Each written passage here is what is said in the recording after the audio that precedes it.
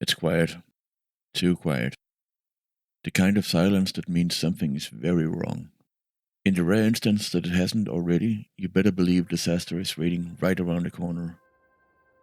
Whether it be an acid-spewing deformed husk, a bloated bile-filled chunk of flesh, or simply zombies. Lots and lots of zombies. Trouble constantly lurks in the shadows of Left 4 Dead 2, although that is neither why I love it, nor why I never want to play it again. Does that make sense? Probably not. It has been on my mind for quite some time, and in the hope of closing the lid on that sort of confusion, I decided to try with a video essay. I know that there are others with somewhat similar experiences tied to certain games, so this might also be of use to them. Can't promise it'll be entirely cohesive, however, or at all, as I do have a tendency to get rambly. But maybe that'll simply make it more interesting. Whatever the case, let's take it from the top. Or rather, as far back as my memories allow, as my history with the two games does go back several decades. To a different time, a different gaming landscape, and a very different me. One of those is going to be quite relevant past this point, another not so much, and the third might end up a footnote. Anyway, zombies. Nowadays, that kind of fictional character is in everything, and most don't stand out in any meaningful way. Their sole purpose is to hinder the main cast as much as possible, causing some of them to stop drawing breath well before the credits roll. As such, why would they need specifics, details, or crazier yet, designs that are actually creative? Just toss a chunk of shambling corpses into the mix like it's 1982, and Michael Jackson's Thriller is still the latest on that hotness. Job's done, right? Absolutely not. Not in 2026, and not even in 2008, when the original Left 4 Dead saw the light of day. Or lack thereof, I suppose, considering the majority of its levels did take place in pitch black areas. This is par for the course in this particular genre, save perhaps for movies such as Dawn of the Dead, and there's a reason for that. It works. But how about, say, some variety amongst the undead horde? In most cases, unnecessary. Although certain fictional works would likely have benefited from not simply taking a paint by the numbers approach and calling it a day. Of the Dead. Because after night comes the dawn, which is followed by... Anyway, zombie variety is a vital component of the Left 4 Dead experience and of nearly equal importance for this video. Much like how a jump scare doesn't work if you see it coming, consuming a certain amount of horror media will likely change how you react when exposed to more of that type. Eventually, boredom might even be the only thing you feel upon watching that 50th slasher flick rather than unease and tension. Having spent nearly 100 hours between Left 4 Dead and Left 4 Dead 2, I'd say that also goes for video games. Mowing down troves of zombies can get old. Even with multiple difficulty settings and the director, an artificial intelligence that actively modifies the experience based on how the survivors are doing. You won't even know it's there until you replay a level and suddenly, where before there was silence and a clear path, a scantily clad depressed female now resides. If you're familiar with these games, you don't need me to tell you how much trouble the witch is. Just keep walking, flashlight turned off, and try not to breathe, as even noises barely audible will alert her, and then, odds are, that's that.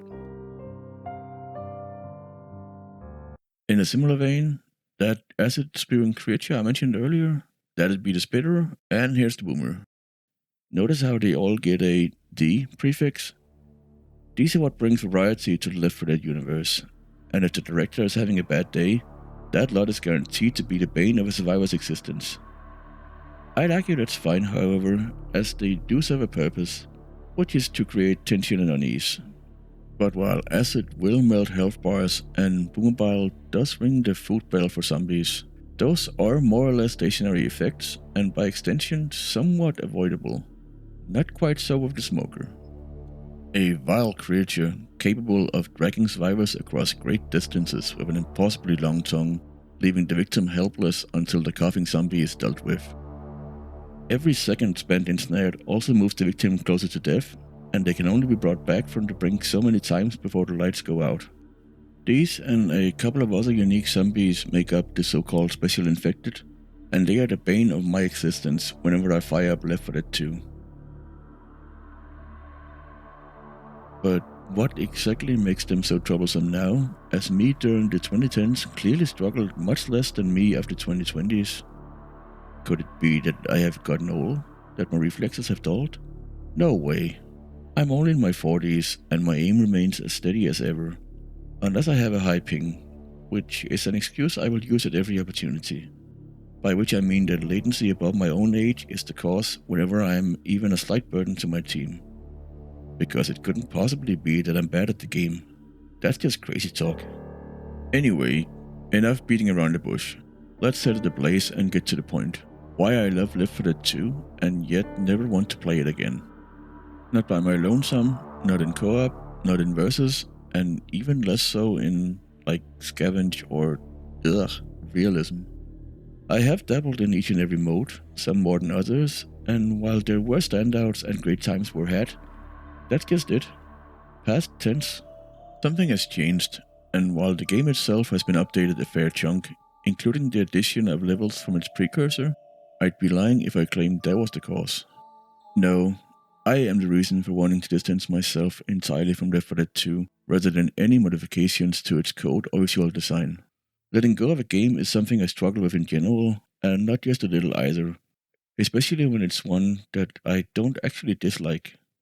It is a bit of a blessing then, how the game in question managed to push me away on its own, although obviously that rarely happens, because how do you walk away from a video game that you're still fond of? In this case, the choice was made for me, as upon revisiting it after more than half a decade, I realized that the magic was gone. An experience that previously provided exhilarating excitement, tension, and unease now only filled me with tension and unease. Perhaps even dread to some extent, and that's when it's time to get the hell out of Dodge. Which I did, although until I sat down and wrote the script for this video, one question had been lingering in the back of my mind. Why? I do still love Left 4 Dead 2 after all, but it seems my affection for the game has shifted. That I care more about what it is and what it has the potential to provide for those still interested in playing it than, participating myself. Some distance might make everything seem small, but at the same time, perspective is important, and sometimes we need to take a step back to truly appreciate something, perhaps even walk away entirely. We'll still have the memories, and while an undeniably bittersweet sentiment, it remains a fact how nothing is meant to last forever. Not the video game giants, the timeless classics of cinema, or the literary masterpieces of word wizards. Just because something can be enjoyed over and over again doesn't mean it should. The happiness and joy from escapism in video game form is often fleeting, and that's okay, because that's how most such media is designed. But then there are the problematic ones. Those that sink their proverbial teeth into players, keeping them locked in past the point when fun has morphed into frustration. Not the kind with a subscription fee, gacha elements, or other fear of missing out predatory designs, just titles with extremely high replayability. In recent years, we've seen an explosion of the roguelike subgenre, games that require several, if not dozens of playthroughs to roll those ever-elusive credits. Unlike Left 4 Dead 2, these tend to feature a tangible sense of progression as a means to keep players coming back, for blood in some cases. So without that particular element, what exactly made me retread that much familiar ground in Valve's co-op shooter before finally taking a step back and realizing that it was time to write that Dear John letter? Well, as previously noted, while past me was a big fan of participating in its gameplay loop, present me is more keen on the spectator role in a sense. Not that it's put me off zombie-focused video games, mind you. Far from, as I do still enjoy the likes of Resident Evil, Dead Rising, and even Dying Light, the first one anyway, and only if we know its story. But that's a topic for another video, and it is high time we wrap this one up. Video games can take a while to get going, and there might be a fair chunk of frustration to push past in order to reach the good part, like eating your vegetables if you want dessert. Even so, when a game starts to show clear signs of its appeal fading, no matter how many hours has been spent in its world or what good times there might have been, It is likely better best left for dead.